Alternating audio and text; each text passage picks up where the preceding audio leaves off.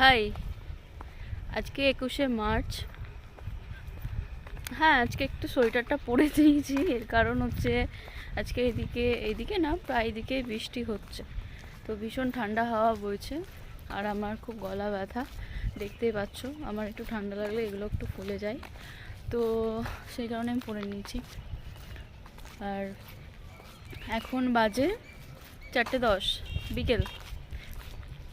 তো আজকে শনিবার, বাড়িতে নিরামিষ। তো আজ আমি ঘুম থেকে উঠেছি 11টা, দিয়ে ফ্রেশ হয়ে স্নান টান করে পুজো টুজো দিয়ে আমি ব্রেকফাস্ট করেছি 1:30। তো তারপরে আর কিছু খাইনি। তো মা বলছিল খাবারটা খেয়ে নে, লাঞ্চ করে নে। তো আমি খাইনি, আমি এখন বেরিয়ে পড়েছি। বিকেল বাজছে 4টের সময়, দেখো আর খেতে ইচ্ছে করছে না, তো ওই কারণে বেরিয়ে গেছি চাটা খেতে। তো বেরিয়েছি চা খেতে।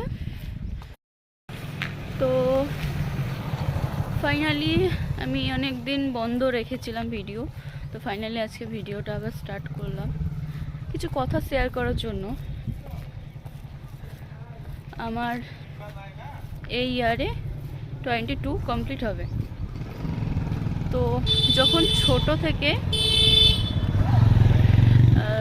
যখন ক্লাস 5, 6, 7, 8 যখন পড়তাম, তো স্কুলে মনে হতো যে রেগুলার স্কুল যাচ্ছি, ওই ক্লাসরুমটা আমার জন্য বদ্ধ মনে হতো।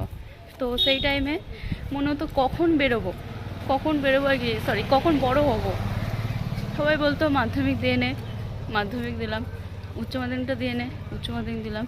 আরে কলেজ প্রায় শেষের দিকে, কিন্তু এখন কি করব, কি করা যায়? তো আমাকে একটু সবাই সলিউশন দাও। মানে এখন কি করব? পড়াশোনা কমপ্লিট, কলেজ কমপ্লিট, আর কি করব? আর বিয়ে, যা পরিস্থিতি দেখছি সোশ্যাল মিডিয়াতে, একটা বিয়ে করছে, একটা ডিভোর্স হচ্ছে, আবার বিয়ে করছে। তো কি করা যায়? দেখাশোনা করে যদি বিয়ে হয়, কোনো গ্যারান্টি নাই, নো চান্স। ছেলেদের প্রতি বিশ্বাসটাই উড়ে গেছে। হ্যাঁ জানি, আমিও মেয়ে, প্রতিটা মেয়ে ভালো হয় না, কিছু কিছু মেয়ে খারাপও থাকে। তবুও হয় কি, এই যা সোশ্যাল মিডিয়াতে দেখছি একের পর এক, তো চাই না কি হবে। তো এটাই বলো, এবার কি করবো আমি?